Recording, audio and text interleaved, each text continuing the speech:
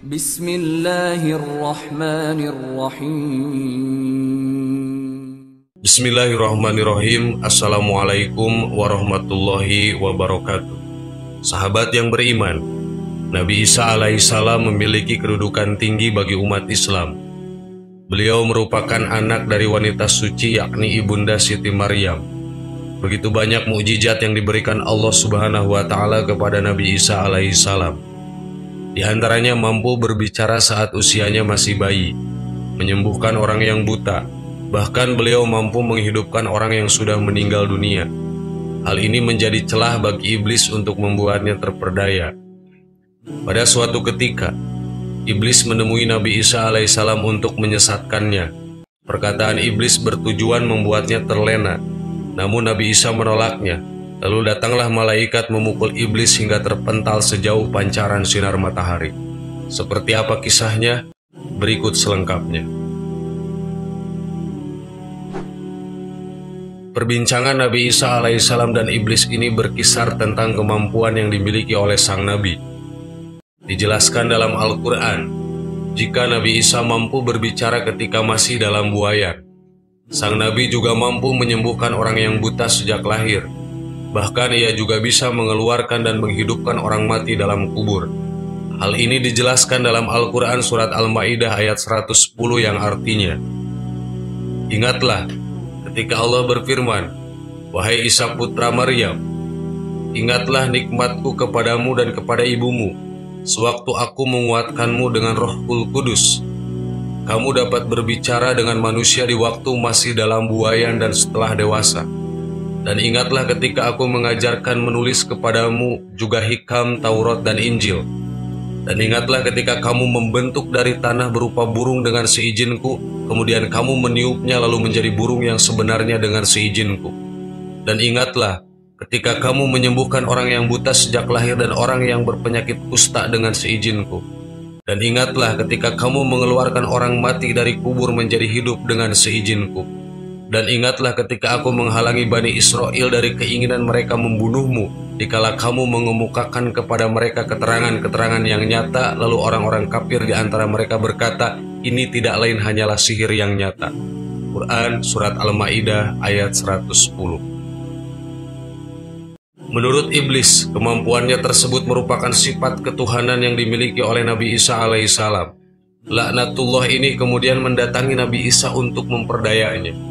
Dalam sebuah hadis dijelaskan, ketika Nabi Isa selesai mengerjakan sholat di Baitul Maqdis dan hendak kembali ke rumahnya, yaitu ketika ia berada pada suatu jalan yang menanjak naik, tiba-tiba iblis datang dan berkata kepadanya, wahai Isa putra Maryam, tidak layak bagimu untuk menjadi seorang hamba. Akan tetapi Nabi Isa tidak mempedulikan ucapan iblis itu. Namun iblis terus saja berusaha untuk menggoda dan memperdayai Nabi Isa dengan mengatakan, wahai Isa, tidak layak bagimu untuk menjadi seorang hamba. Kemudian Nabi Isa alaihissalam berdoa kepada Allah Subhanahu wa Ta'ala untuk memohon bantuannya. Tiba-tiba muncullah malaikat Jibril dan Mikail di hadapannya. Ketika itu iblis melihat kedua malaikat itu terkejut dan menghentikan godaannya terhadap Nabi Isa alaihissalam. Selanjutnya kedua malaikat ini melindungi Nabi Isa alaihissalam. Malaikat Jibril memukul iblis dengan sayapnya seraya melemparkannya ke dalam jurang yang sangat dalam. Namun iblis tidak gampang menyerah. Ia kemudian datang lagi dan berkata, sudah kukatakan kepadamu bahwa engkau tidak layak menjadi seorang hamba, karena kemarahan itu tidak seperti kemarahan seorang hamba. Aku telah mengetahui apa yang akan aku terima darimu ketika engkau sedang marah. Namun bagaimanapun aku akan menyerukanmu kepada suatu hal yang memang itu adalah hak dirimu. Aku telah memerintahkan kepada semua setan untuk patuh dan taat kepadamu. Jika semua orang mengetahui jika setan-setan itu mematuhi dirimu, niscaya manusia akan menyembahmu. Aku tidak mengatakan bahwa engkau satu-satunya Tuhan dan tidak ada Tuhan selain engkau di alam semesta ini. Akan tetapi, yang aku inginkan adalah bahwa Allah itu menjadi Tuhan di langit sedangkan engkau menjadi Tuhan di bumi. Ucapan iblis ini membuat Nabi Isa marah. Ia kemudian berdoa dan memohon kepada Allah seraya berteriak dengan suara yang amat keras. Tiba-tiba malaikat Jibril, Mikail, dan Israfil muncul di hadapannya seraya memandang tajam ke arah iblis. Malaikat Israfil lantas memukul iblis dengan sayapnya yang lebar hingga menutupi sinar matahari. Kemudian disusul lagi dengan satu pukulan yang membuat iblis terpelanting ke tanah. Lalu iblis berkata kepada Nabi Isa, "Wahai Isa, pada hari ini aku berjumpa dengan dirimu dalam keadaan yang sangat lelah." Kemudian malaikat Israfil kembali melemparkan iblis ke mata air yang sangat panas. Di mata air tersebut ada 7 malaikat yang menenggelamkannya ke dalam lumpur hitam setiap kali iblis berusaha keluar dari sana. Demi Allah, kemudian iblis jerak dan tidak pernah kembali menemui Nabi Isa alaihissalam. Sahabat yang beriman, itulah kisah ketauhidan Nabi Isa alaihissalam. Semoga kita bisa mengambil hikmah dari kisah tersebut. Amin. Wallahu a'lam.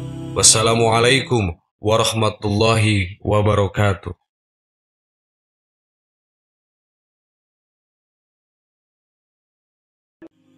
Bismillahirrahmanirrahim. Assalamualaikum warahmatullahi wabarakatuh. Sahabat yang beriman, kiamat merupakan hari penghabisan alam semesta atau berakhirnya kehidupan di dunia sesuai dengan kehendak Allah Subhanahu wa Ta'ala. Tidak ada yang mengetahui kapan pastinya kiamat tersebut akan terjadi. Allah hanya memberitahu kita mengenai tanda-tanda datangnya hari kiamat yang harus diwaspadai. Gunung-gunung berjalan, langit terbalik dan bumi bergoncang. Orang yang hamil akan melahirkan bayinya. Orang yang menyusui lupa pada anak yang disusuinya. Anak-anak jadi ubanan, matahari mengalami gerhana, manusia lupa diri dan setan pun bingung. Allah Subhanahu wa Ta'ala berfirman, "Sesungguhnya goncangan pada hari kiamat adalah goncangan yang sangat besar." Quran Surat Al-Hajj ayat 1. Hari kiamat adalah kepastian yang akan datang jika tiba saatnya. Tidak ada satu orang pun yang tahu kapan kiamat itu datang. Bahkan manusia paling mulia sekalipun Nabi Muhammad SAW juga tidak tahu kapan kiamat akan datang. Ketika datang hari itu, maka tidak ada seorang pun yang bisa bersembunyi menghindari kiamat. Begitu juga dengan iblis yang sering melakukan dosa semasa hidupnya. Pada hari kiamat kelak, semua makhluk yang bernyawa akan mengalami kematian dan tidak ada satupun yang bisa menyelamatkan diri.